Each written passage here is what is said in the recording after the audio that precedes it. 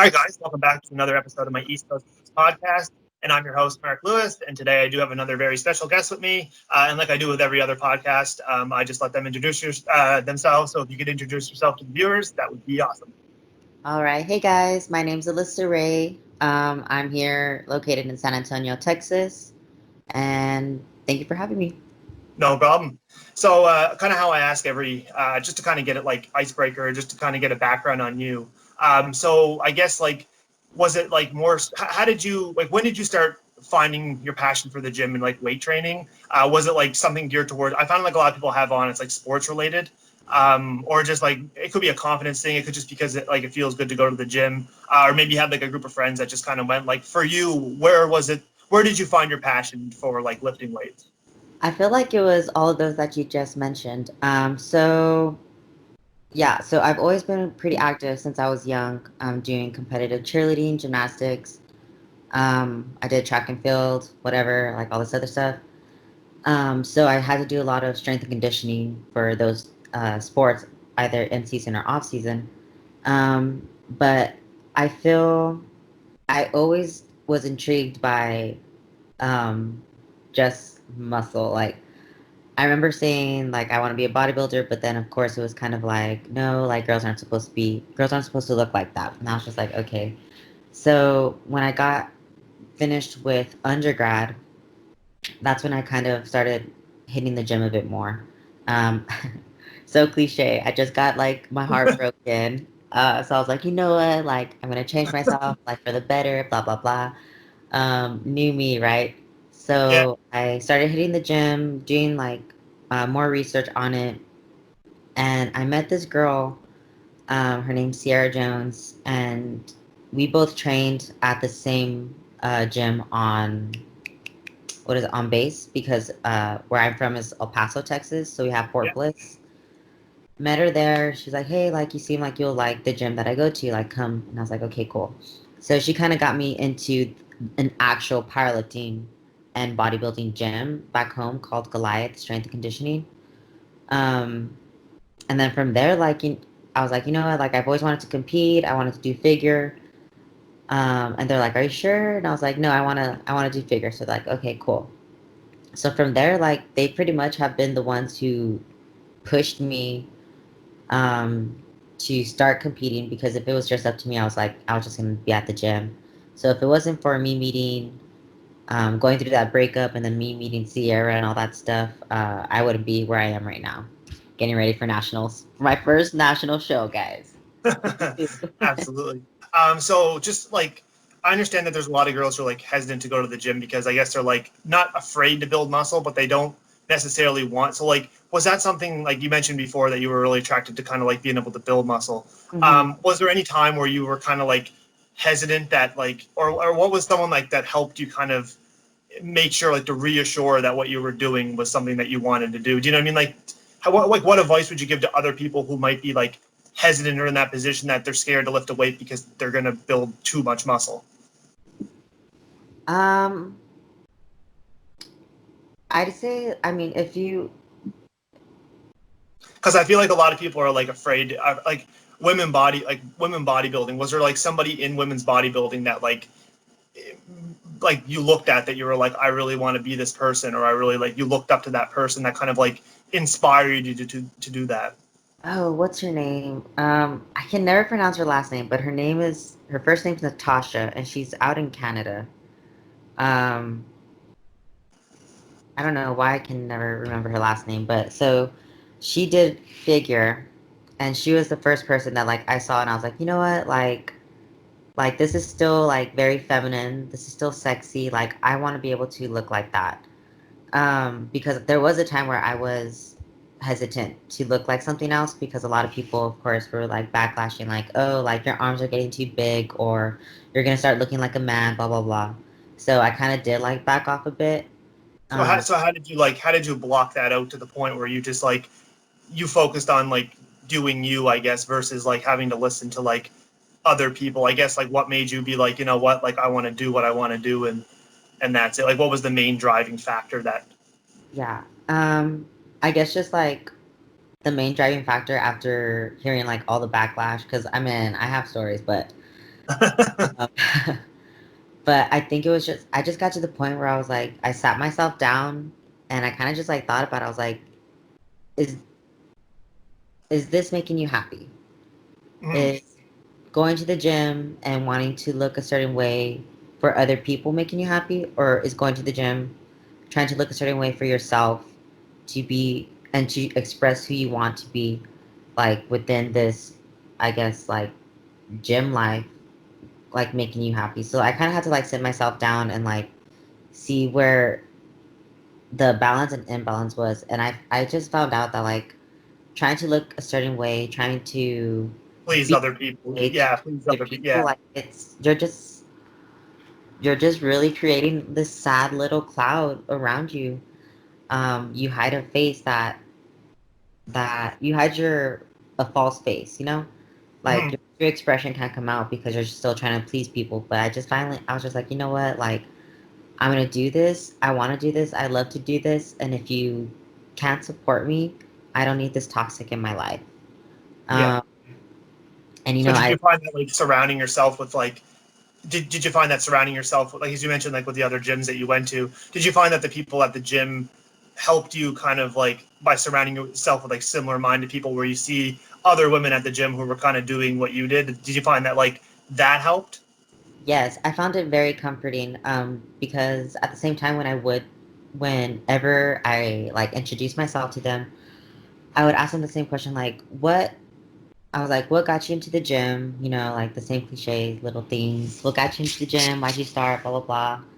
But the fact that they were so open about how their families or some of their friends like weren't supportive, but they still continued to do it. I was like, that's what like caught me. I was like, you know what? Like, all right, like they pushed through it. I can push past this too and like still continue what I want to do. So having them, I guess, to like look up to and still having those type of women to look up to is very helpful because I still get to days like where I'm just like do I look too much? I don't look like the typical person, but then I have to like remind myself and then I see how far I've come just with the different mindset and change and everything that I've had throughout these years, just stepping away from the negative and putting my focus like on the positive and my happiness.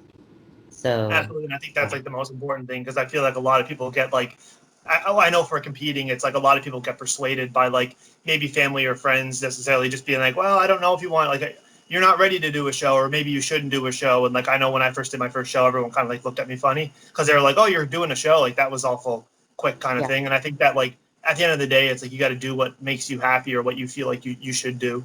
Um, so in terms of like transitioning to the shows now, so building muscle is one thing, but in order to like actually take it to the stage and like compete, what was the main driving force that like was there somebody that you've seen compete that was like, oh, this would be good for me, or was it like when was your first show and like I guess like what made you actually pull the trigger and say, you know what, I'm going to compete?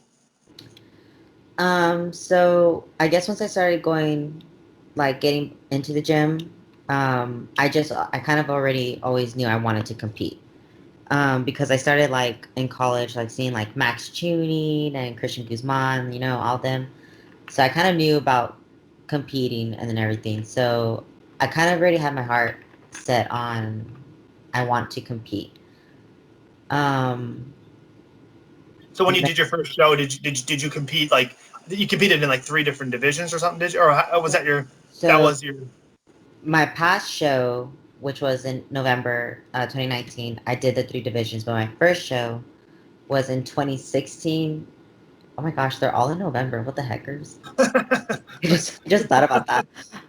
So my show in 2016 was in November in Phoenix, and that was my first show, and I stepped on stage doing figure.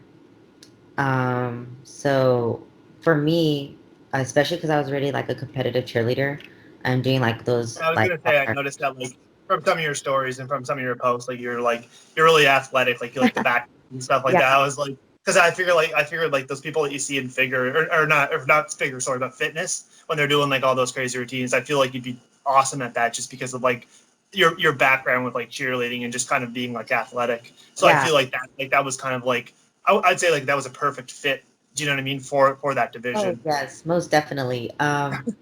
When so it's so funny because like I'm like part of the bodybuilding world, but I'm not part of body, but I was not part of the bodybuilding world because um I focus like on myself. Like I really don't follow a lot of like big bodybuilding name people. Like I really don't follow a lot of people like at all.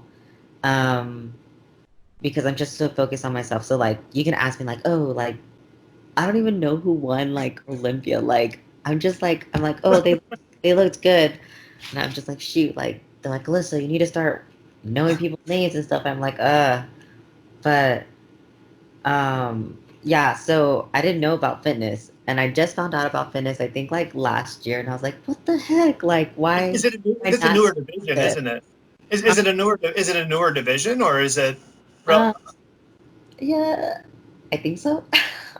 You see, I don't even know. I just remember watching them, and I was like, this is absolutely crazy to like see them come in like conditioned and still like, because the one thing that I was like that I seen a lot of was like people injuring themselves when they're like because they're dieting and they're training hard or whatever, and like having to do the routines and like practice the routines. Like, have you ever had like a situation where you like not necessarily injured yourself, but did you find it difficult? Like, I don't know what the dieting process is like, but like, so I Yeah. guess I'll just back it up just a little bit. Like, so from your first show to competing in figure, what was like the biggest differences from like figure to fitness? Did you find? So the only biggest difference from figure to fitness is that you do a routine. It's still the same posing, it's still the same quarter turns. The only thing that you also do is like a routine. So the routine has to be, I believe it was 2 minutes. And so I was like, easy peasy, because for cheerleading, we had to be on the mat for 2 minutes and 30 seconds. So I was like, like if I can be throwing people up in the air, tumbling, cheering, chanting, all this stuff, I can do this. So it really wasn't hard for me at all. Like it just came so natural. Like stuff being I guess like a performer, I guess. When I did cheer and like the fitness routine, like it just like I said, it just like came natural. It like flowed. I was still able to flip. I still had like energy. Like my adrenaline just like shot up and like it just brought me back memories of like being like on the national mat and I was like, yes, like get it, girl, hyping myself up.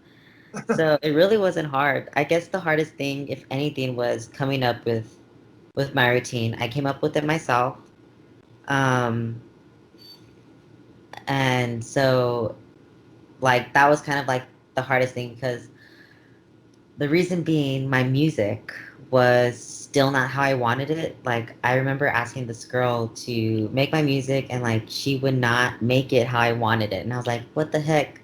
I paid her and everything and she like still wasn't getting it. So I was like, okay. Like I think cutting in at the right spots and like cutting out of the, you mean like that kind of stuff? yeah, Yeah. it just like it didn't flow and I was like, what the heck? Like, okay.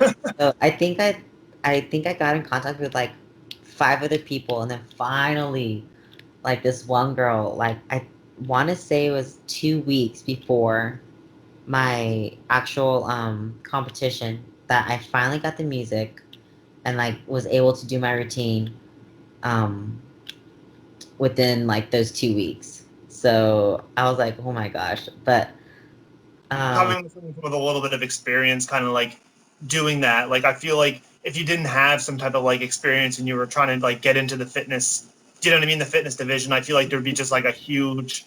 It's not for everybody kind of thing. Like it's like you yeah, have to be like to learn that while you're prepping, while you're training, while everything like balancing everything. It would just I feel like that'd be a lot. So I feel like a lot of people in that division maybe came from some type of background where they were not cheerleading or but something where they were like gymnasts or something, yeah, right? yeah, most definitely. If most people that I talked to who've done fitness either did like uh actually, everybody that I think I've talked to was like either a gymnast or they got into more of the acrobatic because of watching like the fitness stuff. Um, I think I'm the only one that I know who's been a cheerleader, but I'm pretty sure I'm not like the only one like out there who's Yeah. had around cheerleading. So I guess like is the conditioning different? Like, do you have to like so from a conditioning standpoint and a dieting standpoint, is it like do you still kind of get judged based on like your conditioning, or is it like routine, very routine based? Like, I think I think it's both, but I think it's more, if anything, like routine based. Like I said, I don't know. It was my first show, yeah, um, but like, cause within the routine, they give you certain skills that you have to do and hit. Um, okay, so like, you have to do like a toe touch. You have to do a split. You have to do like you have to like press yourself into like the split and like hold it for 3 seconds. Like, so like they give you different things to hit. So I feel like it's more like routine, like what gets you if you hit those points and like if it gets you pumped. But but it's also like the conditioning. So like they'll still put in like the posing and stuff like as a factor. Mhm. So yeah, honestly, that was a good question because I don't even know.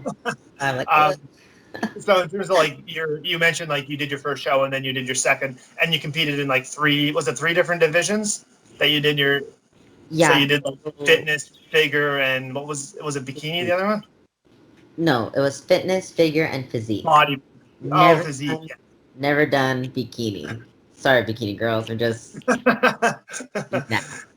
So how did so like was there very much? I guess like was there very much crossover between like the preparing, or what did you find like other than like show day where you had to like get up on stage and do and compete three times? Like what did you find to be like the hardest part to do three to because I contemplated two different divisions and I was like absolutely not like after I've heard people I was like I'm just gonna stick to one. Obviously like your first show like so that would be your second, so it made sense, but like I guess for like a goal oriented standpoint, like you're very goal driven and I can kind of Yeah. see that like you take everything seriously and when you do something you put like your 100% effort in it.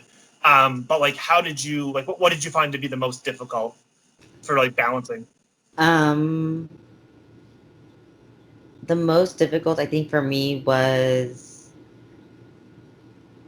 probably the posing because I mean the diet's still gonna be the same. My workouts are still gonna be the same.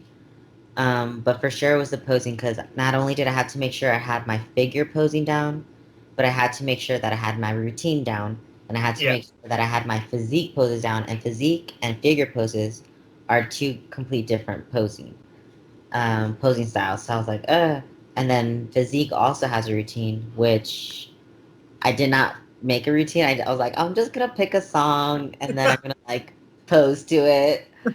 Like Um, almost like wing it to the point where it was like yeah. yeah. It looked, I'm pretty sure it looked like ridiculous, but I was like, whatever. I hit the mandatories because I put more of my focus to the fitness. And that was actually my third show. I competed Battle of the Bay Okay. 2018. Yeah. And what did you compete? What division? I did figure. Figure. Um, I did like I wasn't going to do it at all. I kind of got like, I had two friends that were competing, and so they kind of like pushed me and I was like nah, and they're like come on like just do it, like we're both doing it. I was like okay, because the guy that I was, well, one of the people was like a guy that I was talking to. Trial and error, goodness. But so I was like okay, so I literally did a 5 week prep, and I did not stay on top of that prep like at all. It was like Just you just um, weren't committed to it, almost like it was just kind of like yeah, because it was like so like quick that I was just like but at the same time I was like I was still like eating. I don't recommend this if you if you want to compete. Actually, do the prep, because I was like like 5 weeks, like whatever. I was still kind of like eating like pizza here and there, and I was like, oh my gosh. I mean, I still got second, but I didn't come in. I didn't go in like with the same mindset the as you same as mindset you. that I usually have. This one I kind of just went in like playful, and then I ended up placing second. I was like, oh okay, like all right. most of the time, most of the time for prep, um, if it's a show that I do and like I chose and picked, then I'm like focused and gonna do it. But this was just like a silly, quick, playful one.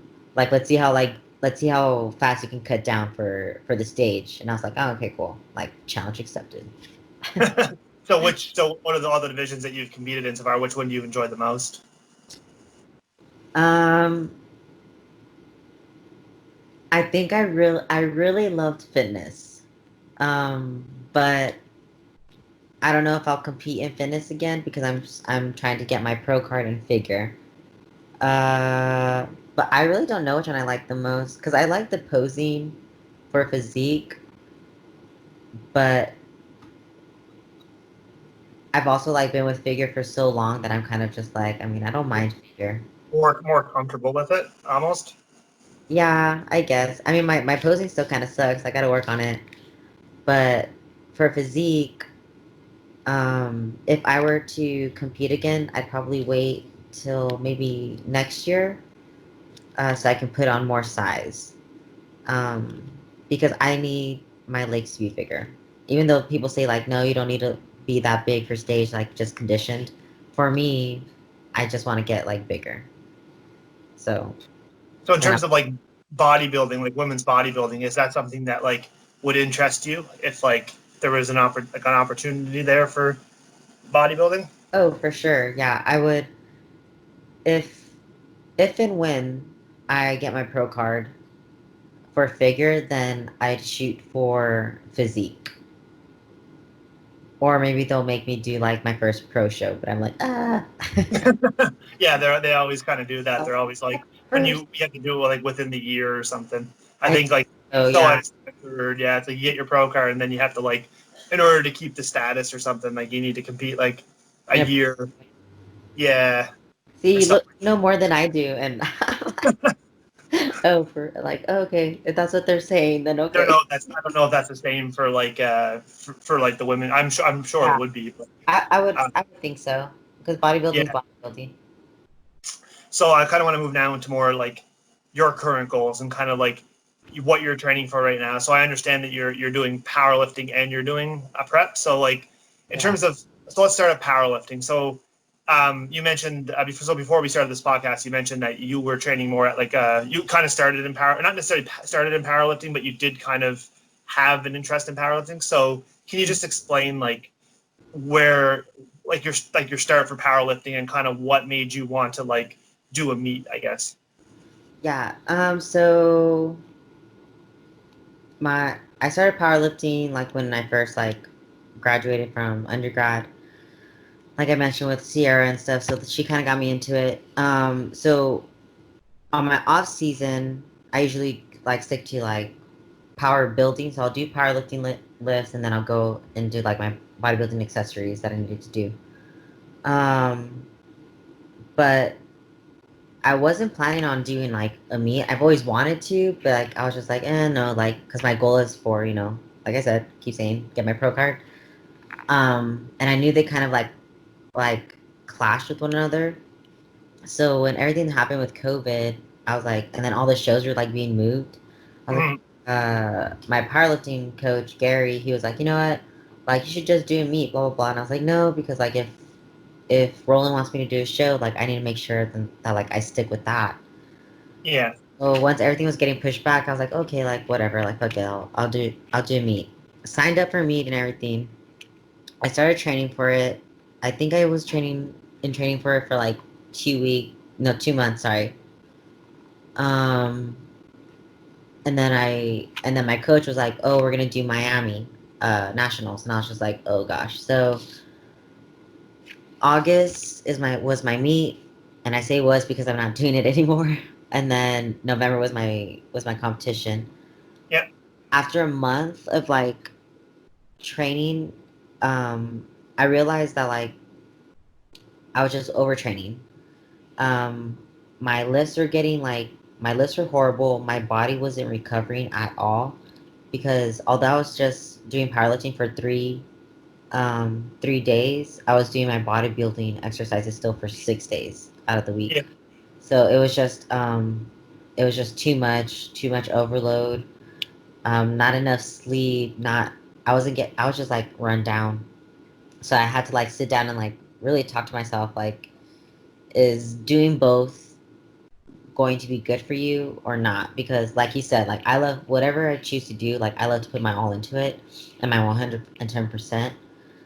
And I knew my powerlifting was going to take a hit because I'm cutting for bodybuilding. So my strength is going to go down, but I'll still look good for bodybuilding. So I was just like I can't do this anymore. So I had to give up the powerlifting. But I mean, I love lifting heavy. Like people who want to lift heavy, I say do powerlifting or strongman because the squat, the deadlift, and the bench, I mean, those are three things that like not many people do. And if they do those lifts, like they really don't push themselves in it because they don't want to get injured. If you're willing to challenge yourself and be like a daredevil and see how much you can lift, like by all means, like I would say powerlifting because then you can also eat really bad. uh, Yeah, that's so that's one of the that's benefits. what I miss. I'm like, I can't get my sour candies during sets. What? Like I spit up. I'm like, ugh, my heart. So, So so in terms of like the powerlifting, so were you always like, so what is like like a typical, like what does your typical training split look like? Do you do like a push pull legs, or do you like do like more so like how do you divide your training so like um you're able to do like the powerlifting? Because the way that I see it is like the way like I know there's a huge focus like just in bodybuilding now with like power building, like you said. So yeah. like bodybuilders are like mixing like powerlifting with bodybuilding, right? So you're getting that benefit. And I personally, for me, it's not something that like I've never really been interested in like lifting heavy. Like for me, like the lowest I'll go is like 6 reps, Uh-huh. like normally. You know what I mean with most exercises. And like my main focus is like the mind muscle connection, like trying to make sure that I'm feeling the exercises because I just find that like as the weight gets heavy, it's just like I progressively overload because that's like the most important thing, like in some way, whether or not like add sets, accumulating volume, trying to add weight to different exercises and like changing variations. Um, but I just find so many people like so focused on like moving the most amount of weight.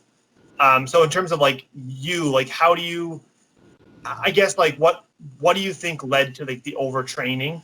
And were you kind of working like what was your rep ranges work like when you were working with the powerlifting and then like the bodybuilding side? Yeah. So okay, so this is how my split was. And I guess it's not really a split because I was still training 6 days out of the week. So on Monday, we were doing, I was doing my powerlifting, like squat exercises, like whatever Gary sent me. And then after that, I go straight and do legs and then do whatever my coach Roland sent me.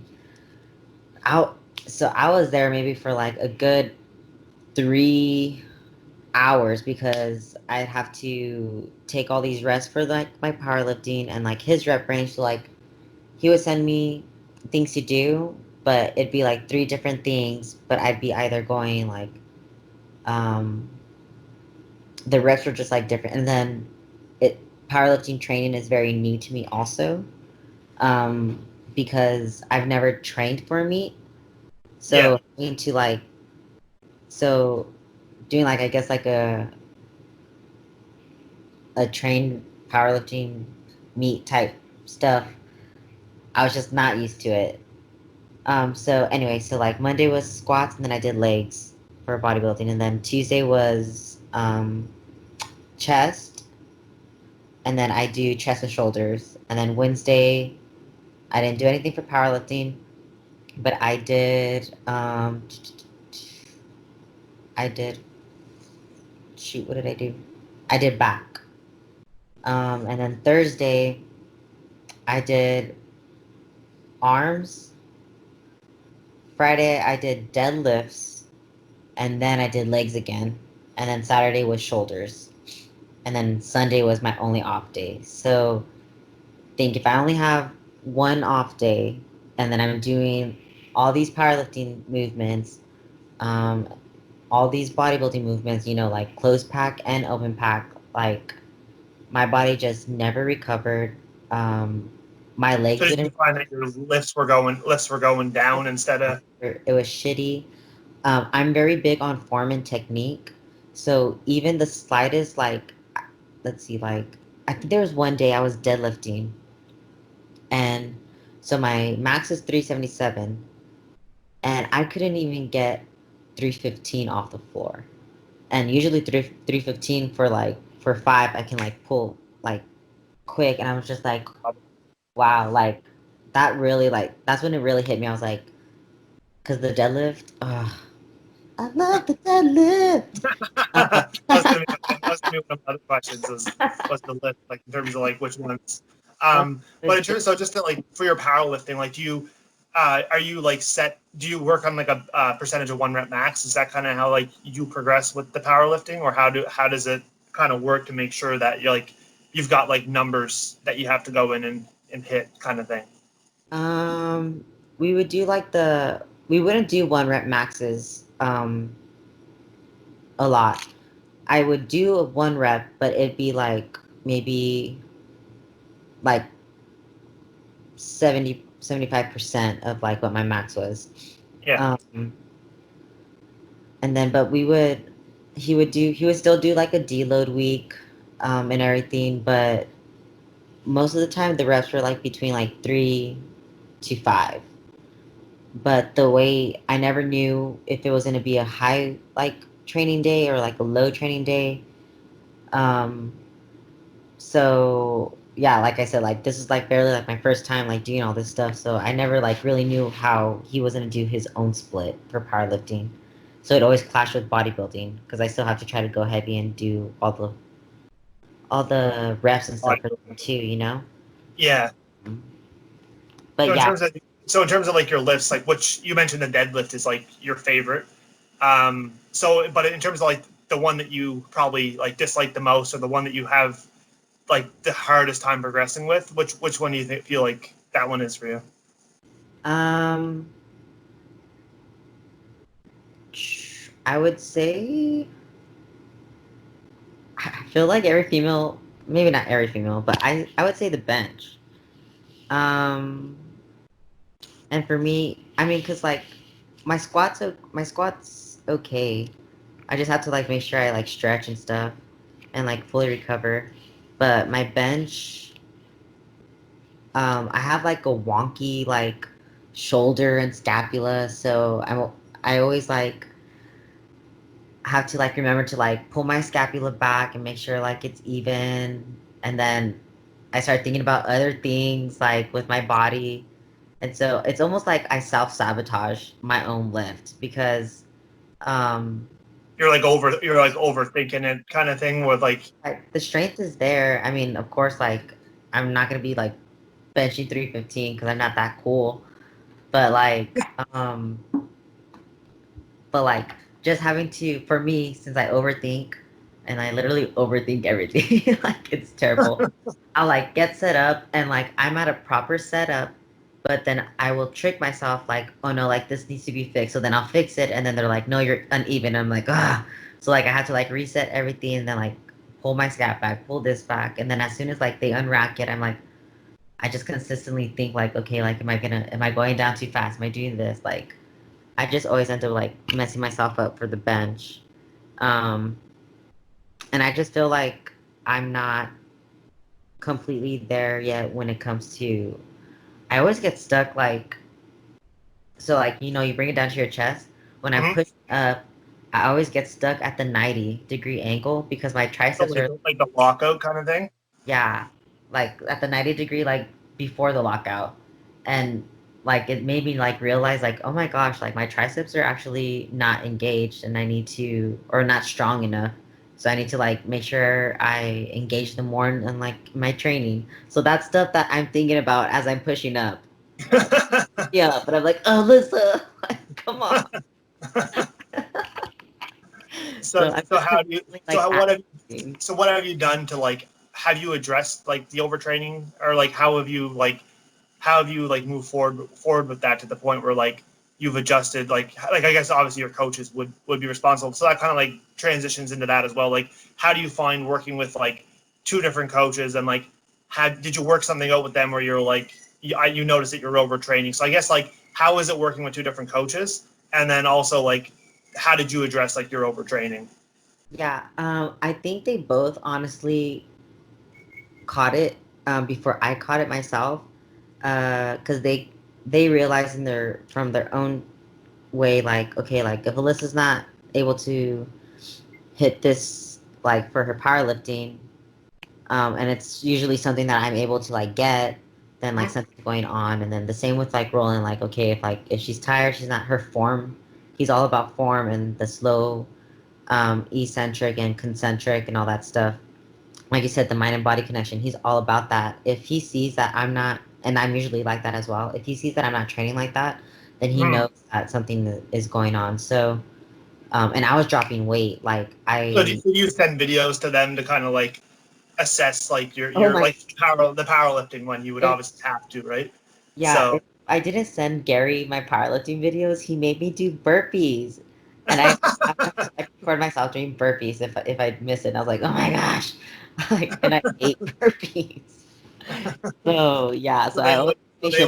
they would have noticed that like in your numbers, obviously, because if your numbers are reflecting the overtraining. So like, did Yeah. you guys catch it at the same time, or was it something like you had in the back of your head where you're like, I need them to confirm it? Like, were you thinking to yourself like, I think I might be overtraining, like I don't feel great, like I'm not recovering properly, and like eventually they were like, oh, your numbers are reflecting this, and so or was it something that they noticed first? Um, I think like they noticed it first, but they know me, so like they didn't mention it. They're like, we're gonna. They both like kind of waited until I I took notice and then said something.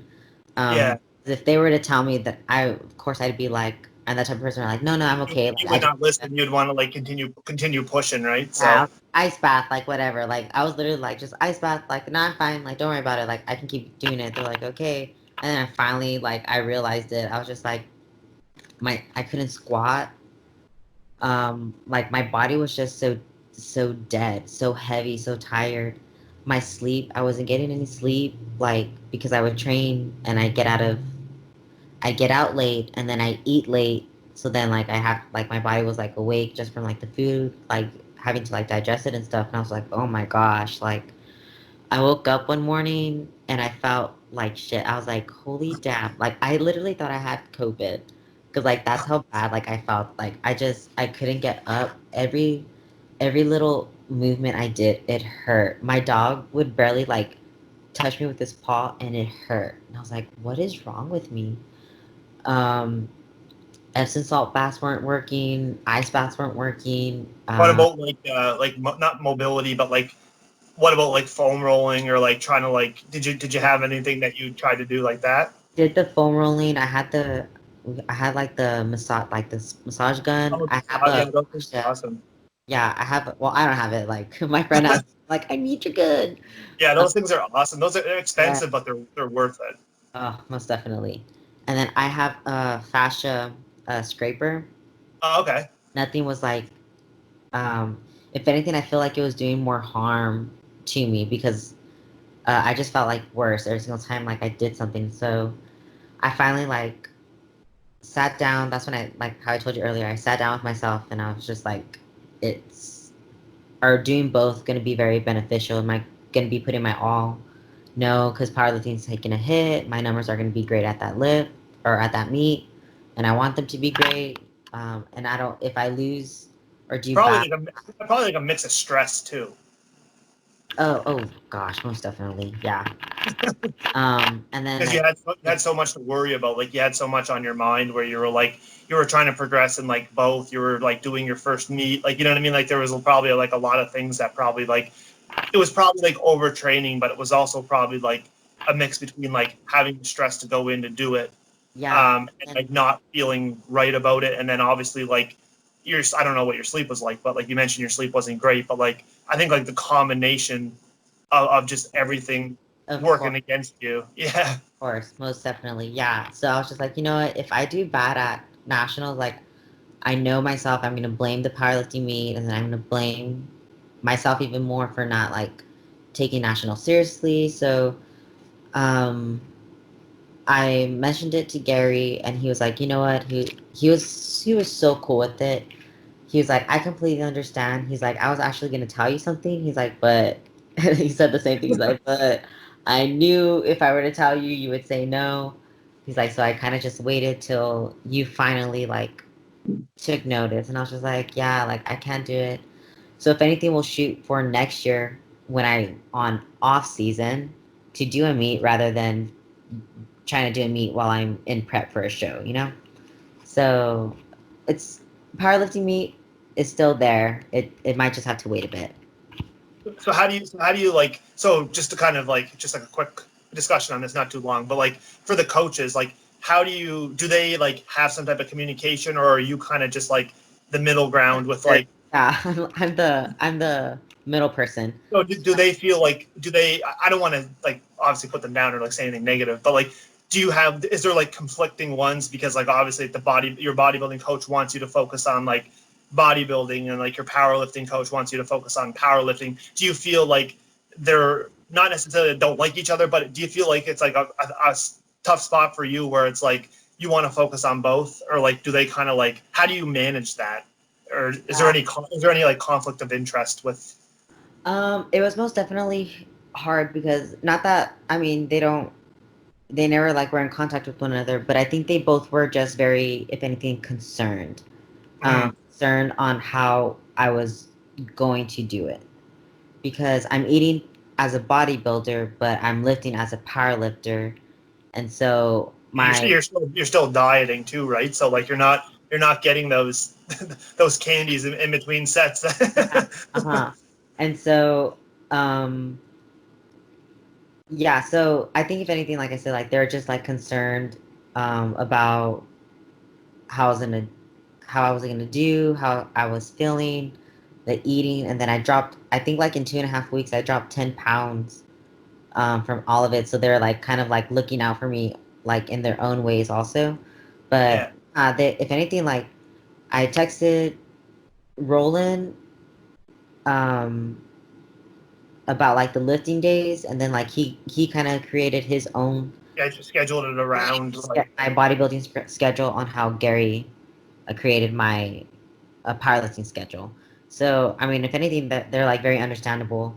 I think it had to do just with the fact that it was something that I wanted to do, so they wanted me to like do that. to be happy with it. Like they obviously it's what you want to do at the end of the day, right? So I Yeah, think like they were understanding of it, and I can understand them being worried as well, because it's like it's tough to be able to like mix like serious powerlifting, like doing like lifting heavy is one thing, but like doing a meet, you know what I mean? Like having to yeah, put up numbers. It's like that's where like your form has to be absolutely perfect. Like something can't slip up, and like yeah, whereas if you're just trying to bench heavy, it's like your feet don't have to stay planted on the ground, and there's like different form cues that like don't have to happen, and like trying to learn that all at once. yeah. Do you know what I mean? And think about it also, like when I'm doing like these heavy lifts and like compound movements, like my, I mean, I'm like contracting my core a lot and using like these muscles, so I I get blockier.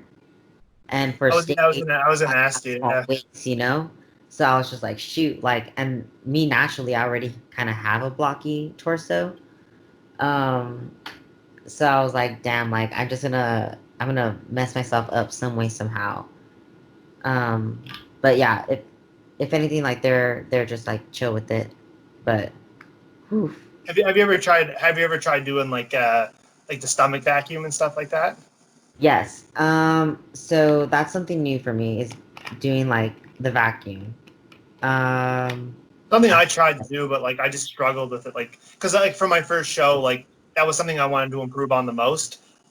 Because like my core, it's there. I just didn't know how to do anything with it. Do you know hmm, what I mean? Like I always had like a hard time, and like just like transitioning in between poses, like I would lose my core. So like yeah. my belly would stick out because I was like, Same here. but like I shouldn't have a belly, because like I was 168 pounds. I like dieted down like 50 pounds. Like Yeah. I looked like a swimmer, right? Like I was like Like, really, really like skinny. driven, like yeah, And yeah, and I'm like, why do I have a belly? And I was just like bloated because like I don't think the carb up treated me that well. But it wasn't necessarily that. It was just me having a hard time like holding that core. So when I like transitioned from like the front double bicep to like the side chest, like from all those different poses, I just let everything go. yeah. And I think also because I mean, for me, if anything, when I'm posing, like, or now that I'm doing the vacuums, like when we're posing, practicing and stuff, I realized that I lose myself in the pose that I forget the ab control. So like Yeah. I'm breathing, but I'm breathing with like my stomach extended out, and I'm just like, shoot. So I think for if anything, like it's not so much like getting down the vacuums. I think it's more of just having that ab control, to get you to stay like flat, I guess. Yeah, everybody says like legs, legs, legs, legs, right? Because like as soon as you walk out on stage, it's like everyone always forgets to like to do their legs, like flex their legs. For me, it was never the legs; it was always like the core. So like for me, my number one thing, I have no problem like flexing my legs. Like I feel like my mind muscle, and that's another thing. Mind muscle connection's huge, right? Like for me, like there's Yeah. certain muscle groups that I just can't like connect with. Like I'll connect with it. It's like a short fuse. You know what I mean? Like Huh. it will twitch. Like if I get like flexing like a hamstring and like a back double bicep or something, like if you like there's been times where it like flickers. It's like Yeah. it flexes and then it's gone, it flexes then it's gone, because like I was filming myself sending it to like my coach or whatever back when I had to coach when I was competing and Uh-huh. stuff, and it was just like he's like, oh man, it's there, you just gotta dial that in and like flex that, and I'm like, oh, it's so hard to like to get that connection, you know what I mean, in order to get to Yeah. hit the poses. So And I don't think a lot of people like know that, um like people don't understand like getting that mind and body connection is like so much harder than what people think. Just to keep those muscle fibers like actually like staying constricted is like super. yeah, especially um when you're trying to do it with every part of your body. Like yeah. it's one thing to do like a just a bicep flex when you're at the gym and you're like flex for me and you're like you throw up the flexor, you know what I mean? But like well, when you're sitting there and you have to flex like everything, it's just like there's so many things running through your mind that you're just it's so hard to like remember to you know what I mean to flex like Yeah. and then like you've got your core which should naturally be like flexed, but like you're so worried about like everything else that you're like, oh shit, you look back at the photos and you're like, oh god, like Right. I know I could do better. That is complete. That's totally me. I'm like, damn it, my stomach. And everybody tells me that every Sunday when we practice, they're like, Alyssa, stomach. I'm like, damn it. Like, just cannot remember. But oh gosh. Yeah, and like I said, like I'm an overthinker. So like even when I'm posing, I'm like, this doesn't feel right. I'm like talking to myself in my head, right? Like, this doesn't feel right. What are you doing wrong? Oh, suck in your stomach. Oh, tilt your hip. Like, do all this. I'm like, oh my gosh. I like remember one thing and then I like lose sight of another thing. So then I have to like fix it. And then when I fix that one thing, I have to like refix the other thing. So it's Yeah, just like like, one thing once you get the hang of one thing, the other thing goes. I know exactly what you mean. yeah. So just we're on the discussion of mind muscle connection. Is there anything that like is there a specific muscle group that you just like have a hard time connecting with? Um, I'd say, I would say like my glutes and my hammies. Just because they're super tight. Like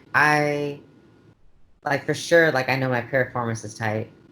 And then my hamstrings are super tight too. So I feel like since I haven't really gotten worked on and like and released that lactic acid and like all that stuff, I feel it makes it harder for me to connect with those muscles Mm. because um There's I just so much build like like so much build up and like there's just a like a I know exactly what you need. It just needs to be broken down like to loosen up, yeah, right? So I and so since I have trouble, so I have more trouble connecting them bilaterally. But I when I start doing like unilateral exercises, I'm able to like if I'm just doing the right leg, I'm able to like do the mind and body connection with the right leg. But it's because I'm just solely focusing like on the right leg. But I've noticed like if I do both of them, I'll have one like my that right just doesn't want to is contracted cooperate. than like my left because my left one is tighter than my right. So I'm just like, ugh, like I have to like do the separate. But yes, that I feel like that's the group that I have the most trouble with, and then um, I think fudge. I would say like my left like rhomboids, um, because I don't know my scap. I don't know. You mentioned that with I the just feel like bench whenever, press, right? Like with huh? the bench press, you mentioned that with the bench press, kind of like when you're setting up with the bench press and you're retracting your shoulder blades. It's like you go to adjust yourself and one side ends up being like, you know what I mean, uneven or something. Do you Yeah, feel like that has something to do with I it, would or? think so. I would think so, just because I'm not able to like really contract my scap back, and then I'm pretty sure I'm like super tight, like chest area for sure that I'm not able to like fully like open up or anything. I blame that. I'm like the same way with that. Like, and I blame it on like sleeping because like I sleep on my side or whatever, and like one arm is like underneath. You know what I mean? So and Yeah, I always find that like if I sleep on this side, this shoulder is always like underneath, like my arms extended. So like I always wake up in the morning and if this side's like super tight, and then I do notice that like when I go to the gym, it's like if I'm bench pressing, like one side will come up, and I had to correct that by just doing dumbbells. But I found that like that just for me is like the sleeping thing. I found that like if I'm sleeping on my side, I'm like, I wonder if it's like this side is tighter because that's the side that I'm sleeping on. you So know what? Like that.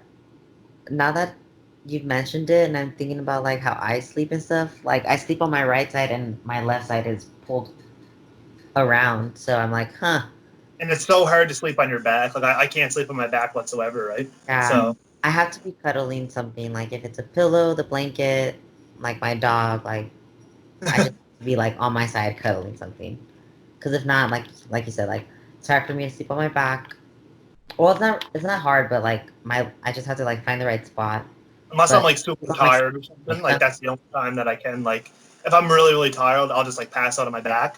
But yeah, like if not, it's always like the same thing, and I always favor that side for some reason. And like I can't do it on that. Like I try to turn over if I can't get sleep. I try to turn over, but for some reason I sleep like differently on like this side. Like that side doesn't go under, and I'm just like I thought back and I was like, you know what? That's probably exactly what it is. It's probably just like a sleeping thing. And I honestly haven't done anything to like fix it, which I probably should because like I should be more proactive with that kind of stuff, like especially with like massage and like I just think like getting like we all work need to done. be I like, because feel like I that's hurt like as the how most it's not. underrated. Like that's like the most underrated thing, right? Just having someone like crack like just get you and like do work on you. And it's like if you don't Yeah, have like a health plan, it can be expensive for sure most or costly, definitely. right? Yeah, because I mean, like you said earlier, like finances. This sport is expensive, so just to do it and like to just to take care of yourself, it adds up. Like it completely adds up. So you have to love it for you to continue to keep doing it. You know? Absolutely. So in terms of like you mentioned that you like to lift heavy. So like how what do you feel is like the biggest misconception when it comes to like I guess like women because I feel like I'm just speaking from kind of like what I kind of hear, but like Mhm. based on like women, like I don't know if a lot of them do like to lift heavy, but what do you feel is like the biggest misconception to like why people don't like lifting heavy as like a woman? Do you feel? As a girl, I think the same. I think the same thought has come across like every female. Like, if I lift heavy, am I gonna look like a guy? Or I Yeah, think just something that has been like told to us since like we were young. Like if you do certain things, like you're gonna look like boyish or like tomboy, or you're gonna look manly.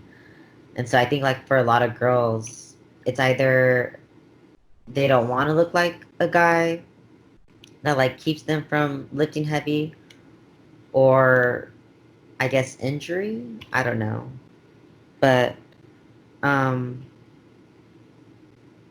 I think that's like probably one like yeah. I feel like it's like one thing about every it. girl is like afraid that they're gonna like if they lift heavy, they're like gonna get like too big or something like that. You know what I mean? Like they don't want to lift because they correlate like strength to like muscle size.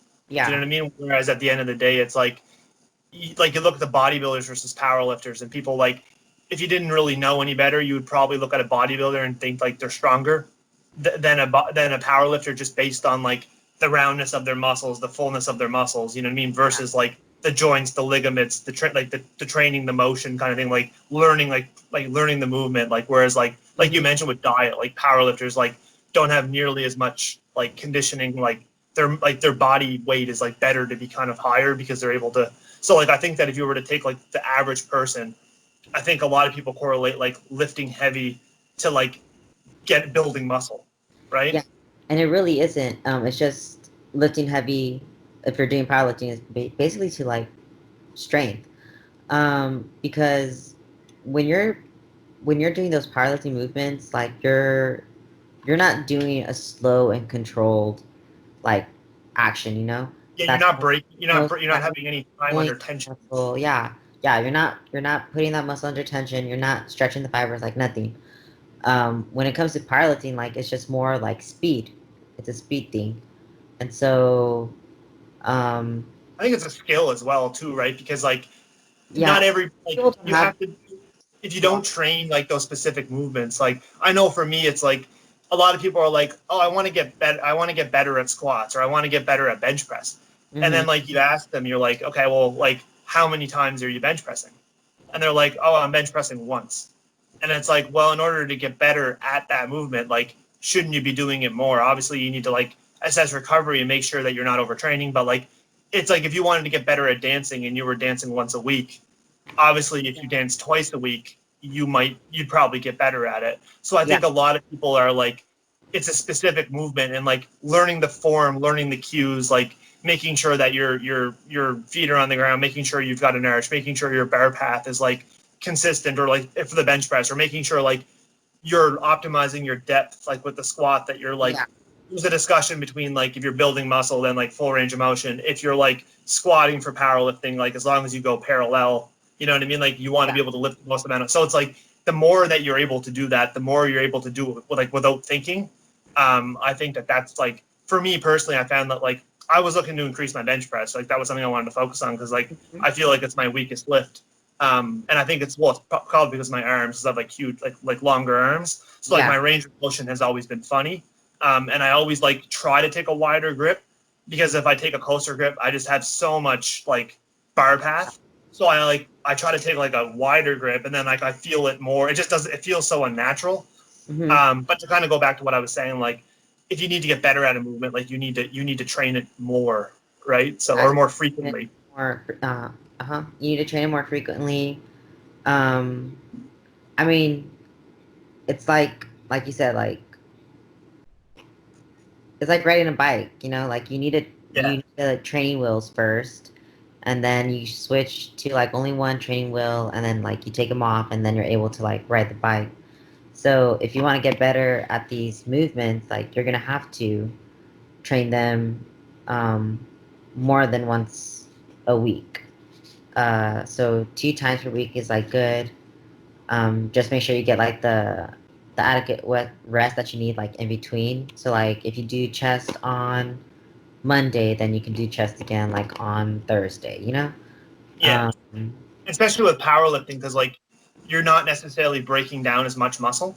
Like if you're doing bench press, like and you're taking longer rests. So like I think the biggest thing is like training splits, because if you're trying to like do power building or whatever it is, it's like if you're benching or if you're squatting and then you're deadlifting, and like yeah, you've got your squat days like before your deadlift days, like are you going to be fully recovered? So it might be like more optimal to like do squats, do bench press, like have a bench press day in between, like a pressing day versus like a pulling or a squatting day.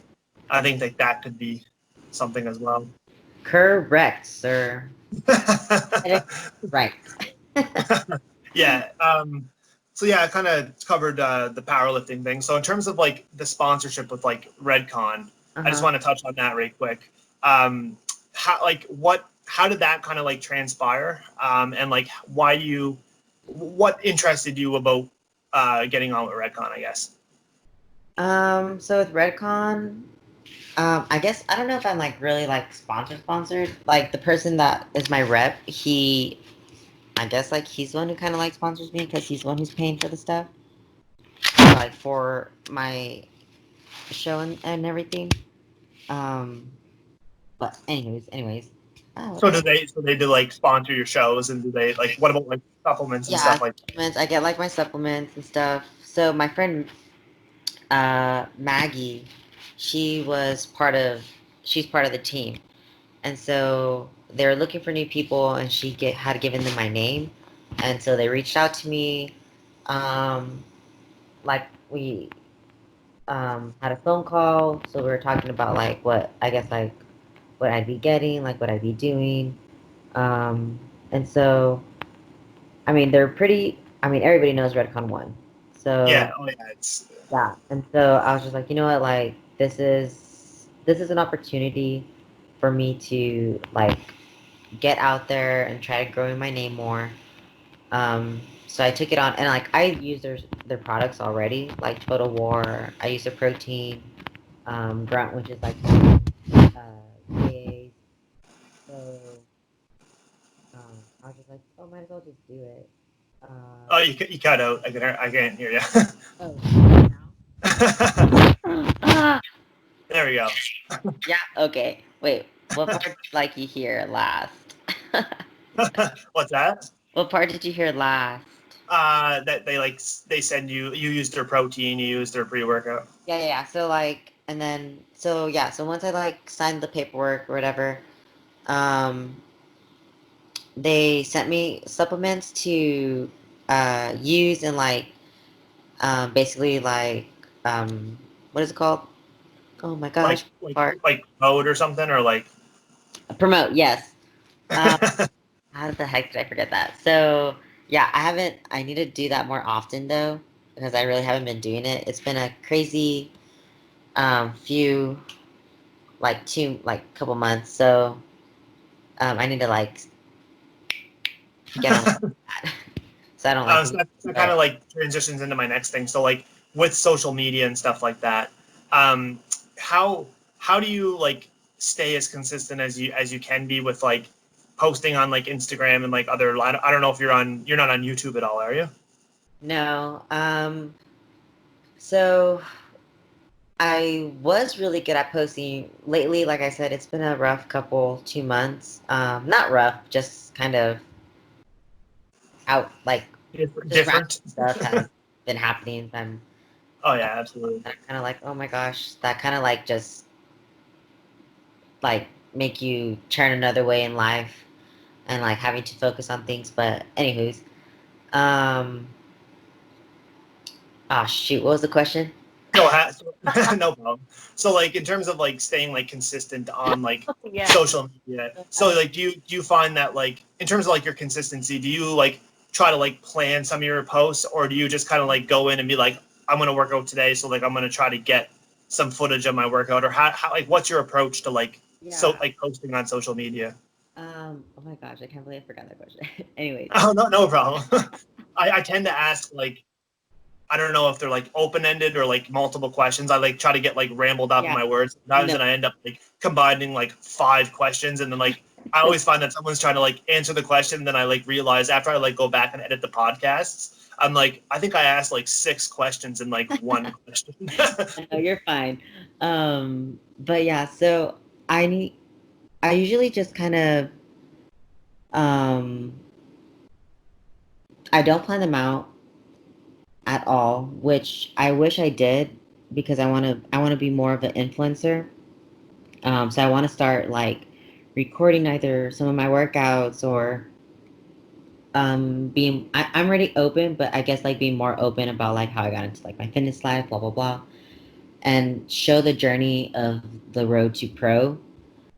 Yeah, Um, that's what inspired me to do it. Was like YouTube was like to do yeah, like I was like if I'm gonna do YouTube, like I want to make sure that I'm doing it for myself because like the only way that you're gonna I took a different direction now because like I'm not doing a prep or whatever. But I mhm, found that like when I did YouTube, I documented my prep and I was like, if I'm going to stay consistent, like in order to stay consistent, I feel with something, you've got to believe in what you're doing. Like you've got to believe in the content you're putting out, or if you don't do that, it's like not going to last. So for yeah, me, it was like if I put out like my own workouts, my own content, my own prep, like I'm gonna want to document that. I'm able to look back on it. So like I'll be like way more consistent, like putting out that kind of content.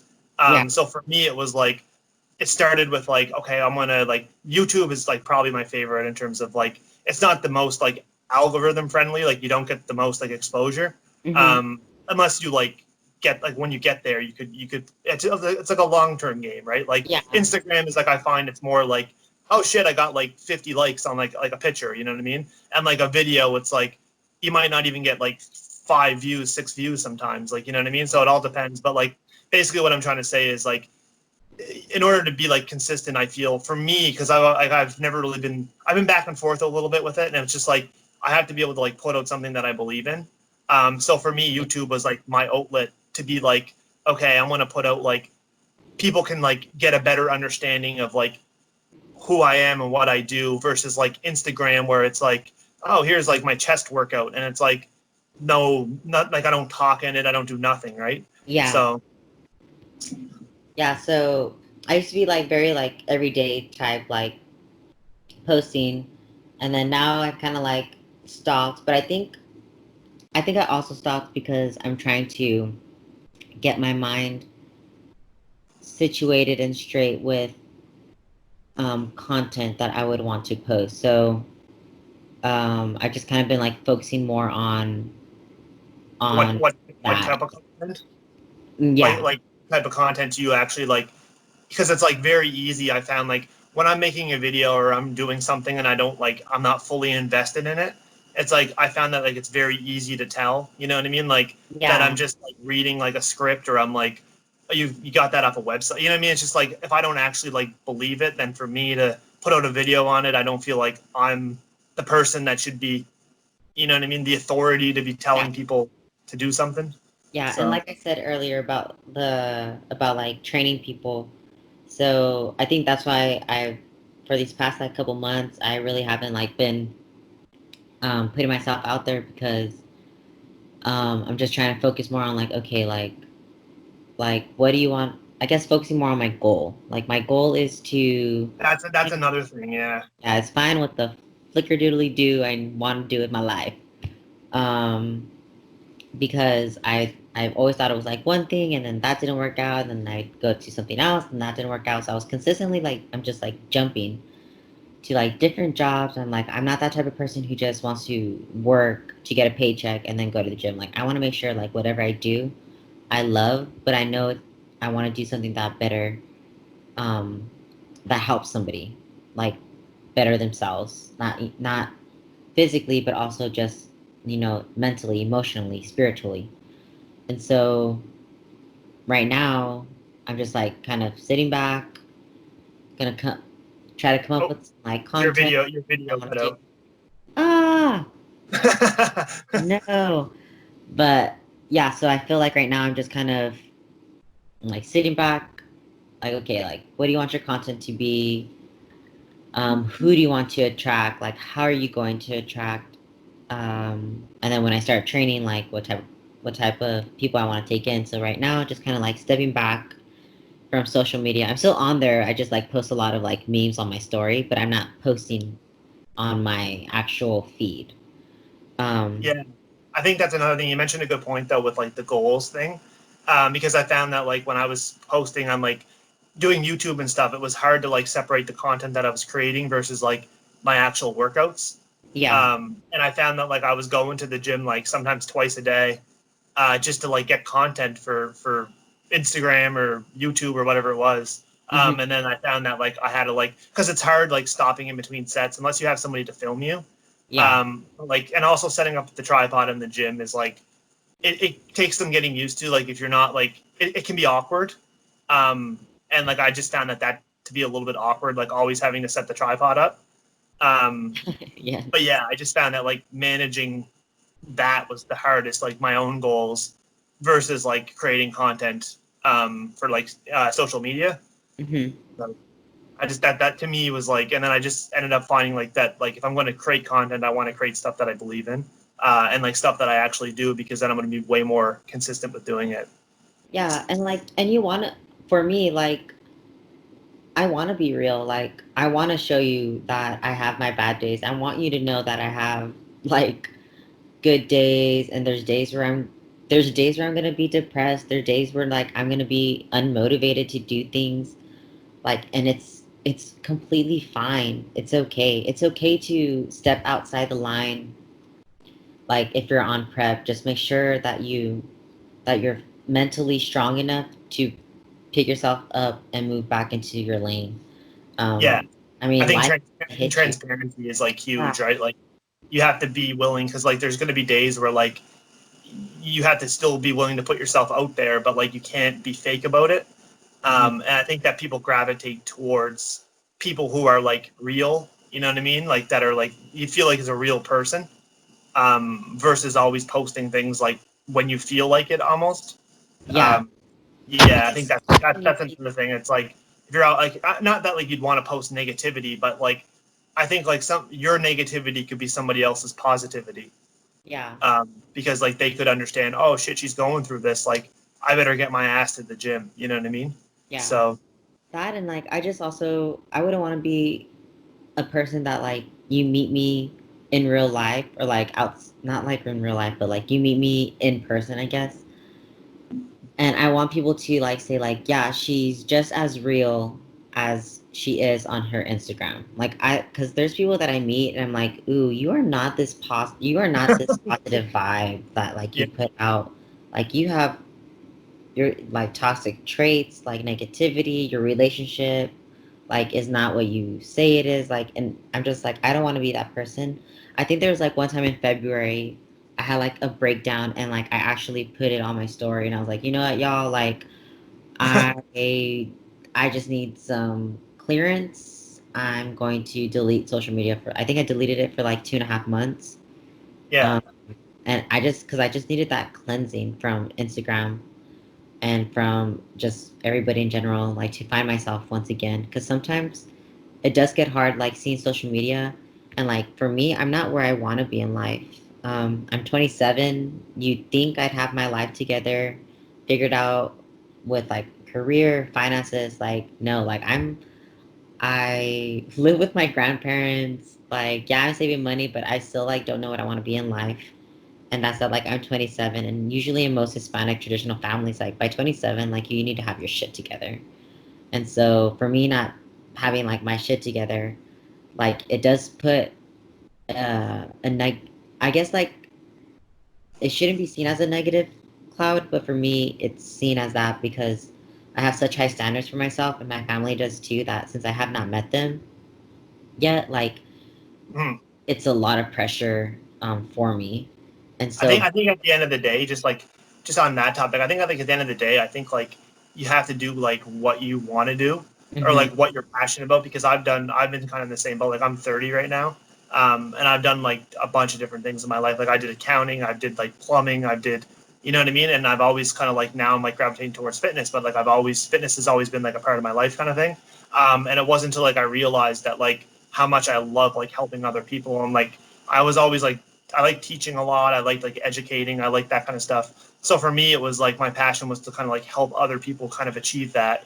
yeah, So I think that like at the end of the day, it's like obviously money and like is going to be it's always an issue. Like you need money to live or whatever. But I think at the end of the day, as long as you like put enough trust in yourself that like you enjoy doing what you do, at the end of the day, I think it's going to pay off in some regards, and like it will lead to like where you want as long as you kind of like continue putting in the work, mhm, and like you stay consistent. I think the biggest thing is consistency, right? yeah. Because you could do it and then fall off, and as long as you like, there's going to be days where you don't feel like doing it, but like that's like with everything that you do. You know what I mean? Like not everyone wants to do what they do every day. So I think Yeah. at the end of the day, as long as like you're consistent and you follow something you're passionate about, I truly believe that if you do that, like the money will come, like a career will come. There'll be an opportunity, like you mentioned, you work at a gym, like, and maybe you're not ready to get into coaching now, but like there could be tons of opportunity for you in that field, or maybe like managing a gym or like whatever you want to do, like in terms of that career path. But I think that like as long as you're patient and you're consistent, that's just kind of like based on my experiences is just like being consistent and being passionate about it, because there's nothing worse than waking up every single day and not enjoying what you're doing. Yeah, uh, most definitely. yeah, and that can be extremely stressful on its own. So I'd rather stress a little bit more about money, than to stress about going to a job that I hate. Exactly. uh, That's how so I. that's yeah. So yes, I think you said it to the T. Um, but yeah, so yeah, y'all, it's okay to not be okay. And You I don't think have, that like the you don't have presence to that have it figured out. going back to social media, I think that like that's the issue, is that a lot of people portray Hmm. like a false sense of like, you know what I mean? Like Yeah. you think that people are better off than they are. Yeah. Well, that's my breakdown, like in February, because I was looking at Instagram and I was seeing pictures of everybody like being successful, having like a partner, getting married, like all this stuff. Like I just kept seeing like so many of my friends like getting shit done that I was like, fuck, like why am I in this rut? Like so like already like being where I was mentally, I like put myself down more and I finally just had like I finally just lost it and like broke down. And I was like, I need to cleanse from like social media because I need to get my head back straight. So I yeah, think yeah, everybody needs that more than they admit. You know what I mean? Like, I think that everybody does need a break, and I haven't really taken a break. I just kind of like, and I think that like at the end of the day, like I think it can be the best thing for you, because then you realize like once you come back, you're like, once you kind of get out of that, like if you're always like on social media and it's always impacting you like negatively, it's not gonna, you know what I mean? It's never gonna help that way. Um, but yeah, I think that was kind of like good on you to be able to do that. Because I feel like a lot of people like are scared to admit that they need to do that.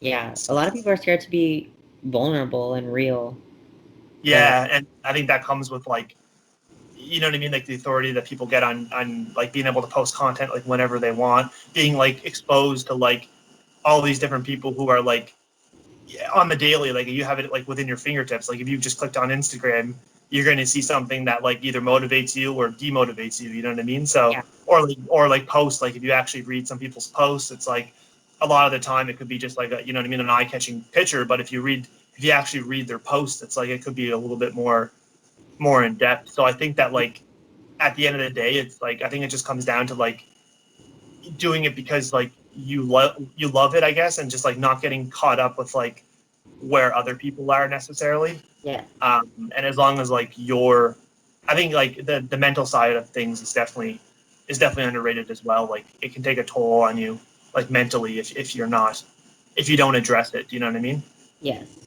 So, so in terms of just a couple more questions here, and then we'll kind of wrap things up because we are kind of getting up to the hour and 15 minutes or an hour and a half here. So I guess on that note, so like when you do have days where you are feeling demotivated, or just in general, like who do you feel like inspires you the most? Whether or not it be like a family, a friend, or someone like it could just be like a competitor, or it could be anybody, or a coach. Who do you feel like is that person that you can go to when you need kind of a little bit of motivation or just kind of need like some clarity? Honestly, I would have to say my coach Roland. Um, I mean, just I met him last September. He took me under his wing, and I don't know. Um, I just felt like comfortable enough Comfortable? with him to open up about certain things. And I mean, he's he's helped me set my mind straight again. He's helped me get back on track, but um, because I just want to do good for him. Like he's taking so much time out of his day and and everything to like make sure I stay on top of my own stuff that even when he has like all these other clients, you know. Yeah. And he's He's just like always there. almost like prioritizes like your interest, making sure that like he's looking out for you kind of thing. Yeah. And so whenever I feel unmotivated or like there's just days where I mean, there's multiple days where I wake up when I'm deep in prep, like having to get up for fasted, and I'm like, shit, like I really don't want to go. But then he's like the first person that comes to mind. Like I want to make him proud. Like Yeah. I want to show him that I want this because he sees the potential in me. And so, yeah, he's the one. Roland Gonzalez is like really the one that pushes me. I have a few other teammates that kind of like help me through it too. But if anything, he's probably the number one that gets me like motivated back into it. Awesome. Yeah, I think it's like extremely important. Like I think a lot of people undervalue the importance of actually having a coach. I think a lot of people think that like I guess it's like the coach does so much for you that like you don't realize. Yeah, Especially if you have a good one. Like I feel like yeah, they're going to give you a training program. Yeah, they're going to give you like a nutrition plan, but they also give you like some like clarity in terms of making like setting like realistic expectations and like having an understanding of like yourself as well. Like the more you work with like different people and the more like, you know what I mean, you're in tune with like how you're feeling and being able to like talk it through with a coach. I feel like someone who's good will be able to like assess that and make the best decision. And they literally need to know you. Like they need to know when you have like if your bowel movements are good. They need to know, especially for us females, like if our menstruals are staying consistent. Like so he literally knows like a lot about me. And so if it's and I not think like that your goes back to what you nutritionist, said too, like with like you didn't want to get into coaching until you felt like comfortable. yeah, Do you know what I mean? yeah. And so and I feel like with coaches, like they're not just your coach or your like your trainer, you know, they're like a therapist. They're your nutritionist. They're the person like you go to for everything, um, because they feel like comfort. You know? Yeah, and then the days when you're not feeling motivated, it's like sometimes it's not enough to like to be. Not everybody's self motivated, right? So Yeah. like, especially when you're doing like preps and you're doing contests, like you're not in your own mindset anyways. Do you know what I mean? Because you're deep in a contest prep. So I know personally for me, it's like when I did my contest prep, there's times where like I'm like I don't even know if I can do this. Um, and then like when you have somebody like, it's great to be able to talk to like family and friends, but they can't always relate. Yeah. So I feel like if you talk to a coach, someone that's able to like reassure that like you are progressing and you are that it's normal to feel that way. Do you know what I mean? And then they also like have an understanding of like what's going on like in your body as well. I feel like it just that's another aspect that's like overlooked. Yes. Um, I feel, and I think a lot of people like they might say that they're coaches or whatever, and they might try to coach different competitors, but like I feel like at the end of the day, like I'm not saying that there's a bunch of bad coaches out there, but I feel like there's a lot of people who might need a little bit more like education before they like, or like I think a lot of people just are afraid that they don't want to admit that they don't know it. Yeah. Um, and like I think that's like probably the biggest thing. It's like if I were to get like a client who wanted to compete or wanted to do something, I would probably be like upfront with them, telling them like I'm not 100% sure on this, and I wouldn't have a problem doing that. But I feel like a lot of like you said, like a lot of like coaches, like they just want your money, Yeah. and they don't really. I shouldn't say care about your progress, but I think that if you find one that like cares about your feelings, cares about like how you're actually doing, like in your life and like your not just your fitness, Yeah. um, I think that that's like that goes way above like that's the price tag right there, right? That pays for the coaching right there. Um, that's just some of my thoughts on that. Yeah. No, you said it correctly, honestly, because I know people who do contest preps and they don't know much about it, and they start messing up people's hormones and menstrual cycles are out of whack. People are taking things that they shouldn't be Yeah, taking. that's another thing that came to So, my mind. yeah. So yes, I'm very blessed to have him as my trainer, my friend, just somebody who's there for me. So yeah. Awesome. Yeah, so just the final question here. I kind of always ask it. I shouldn't say I always ask it. I've been starting to ask it, so now it's been kind of like something I always try to include at the end of the podcast. But like with you, what you mentioned with the trying to get the pro card, I guess the question is like where do you see yourself in 10 years? But that could also be like it might not necessarily have to do with fitness. It could do with fitness, but like maybe is there something you want to achieve like personally, or is there also something maybe you want to achieve like in your fitness during that time? So I guess like where would you see yourself in 10 years if you had to take a guess? Where I see myself in 10 years, I'd be 37. Funny, I see myself. everybody always does that, and I'm like, that's the last thing I'm doing. I'm like, I'd be 40 in 10 years. Like that's absolutely insane to think, right? I know, right? Um, I I would hope to see myself with a family, and with a partner. Um, but also still bodybuilding, hopefully having both pros, figure and So physique. So do you feel like so you mentioned like a partner. Do you feel like it's important for the person to understand that like you compete, or do you feel like that's something that like you're gonna do, but like you don't want to do forever. So I guess like, what are your thoughts on like, you know what I Um, mean? That I idea would of it. want somebody who also either who understands it and like works out whether they're powerlifting or whatever. Um, because for me, if your partner doesn't understand it, that's Like for a me like a, that's like a a red flag. demotivator almost, like they don't really kind of like uplift you towards wanting you to achieve it, I guess, right? And not that like for me, like I said, it's a red flag. Not that like it's a bad red flag. It might not be a bad red flag to others, but for me it is, just because I know if somebody were to limit what I do, I don't take that very lightly, because I wouldn't want to limit the person I love. Like, I wouldn't want to limit their limitations. So I wouldn't want that reciprocated back to me, you know?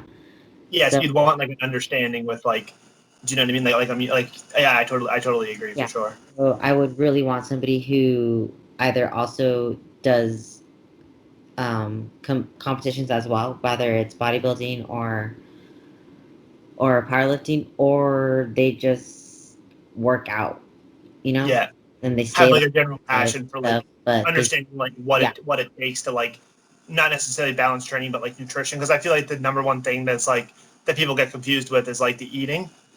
mhm, Do you mean like why are you eating a certain way? Why are you doing that? Why do you have to do this? uh-huh, The training, going to the gym, it's like that can be sometimes that can be good because like you're not around that person all the time. Do you know what I mean? So like sometimes it can be like a release. But I think that you nailed it on the head when you like you need to have an understanding. You need to have someone like that kind of like wants you to like achieve more. yeah, Um, I think that's also very important because having someone to be able to push you, you know what I mean, like that's extremely important from like a goal setting standpoint, but like not necessarily just in fitness, just like with everything else in life, like your career, like maybe you don't do fitness, maybe you do something else, helping you make like tough decisions. I feel like that's just yeah, it's just all into one, right?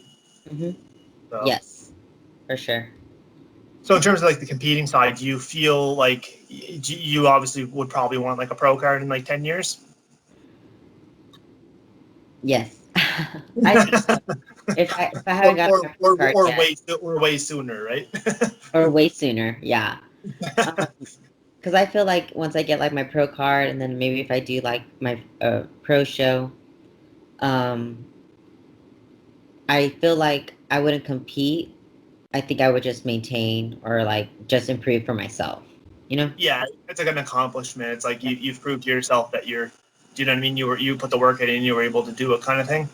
Yeah. Because I mean, I'm 27. I'm not married. I don't even have a boyfriend. I don't have kids. So I know by the time I'm 37, like my focus, because I love kids and I would really love to have a family. I know more of my focus will turn to my family and their priorities, and then making sure that my partner and I like take care of the kids, the house, like whatever I need to do, um, like stays like more like uplifting rather than like a downfall. So Yeah, I like I'd still work out, but like I said, to you put more maintain, of but your focus more towards focus. like having like a strong family connection and having like some like a good, you know what I mean, relationship with your partner and good like Yeah. having kids and stuff. I feel like that's extremely important. I feel like a lot of people don't even like not necessarily think of it, but a lot of people don't like they think of kids and they're like, oh wow, like I don't even know, you know what I mean? If Hmm. I want kids or like whatever it be, but like I think it's important that like you have that like initial thought that like you know what you want, Yes. because that's going to be able to give you some type of like direction. So like when you know that like if something doesn't work out, you kind of have an idea of like something else to focus on. Hmm. Um, so I think that having that like backbone is always like it's definitely needed for sure. Yeah, I agree. I agree. Awesome. Sounds I think good. that's going to do it for the podcast. Is there anything else that you would just like to say before we wrap things up? Anything like any type of shout outs or any type of like motivational things or just any type of things to do with like training or nutrition or anything that you'd like to say? Um, I just want to say, um, thank you all for tuning in and listening to my weird self. But also, just whatever you decide to do in life, um, make sure you do it for yourself, because your happiness is always going to come first. You need to love yourself before you can love others. What you're doing right now in life is a reflection of how you see yourself. So if you need to take a step back and refocus, and others are giving you shit about it, just remember you're doing it for yourself. It's okay to be selfish. So, Absolutely. And I think that like that was another important part of the podcast. I feel is just like finding your passion and being confident in like what you're doing, because at the end of the day, it's eventually not going to work out. You're not going to be able to be consistent with anything if you're not doing what you enjoy, for sure. So awesome. Well, I do really appreciate you coming on and taking the time, because I understand everybody's like extremely busy, and it's just kind of like hard to manage, especially with time zones and everything. So I do really appreciate you making the time for the podcast as well. Um, and I kind of like end every podcast like this, so I'm just going to kind of end it. So don't forget to be inspiring, stay motivated, and continue to push your limits.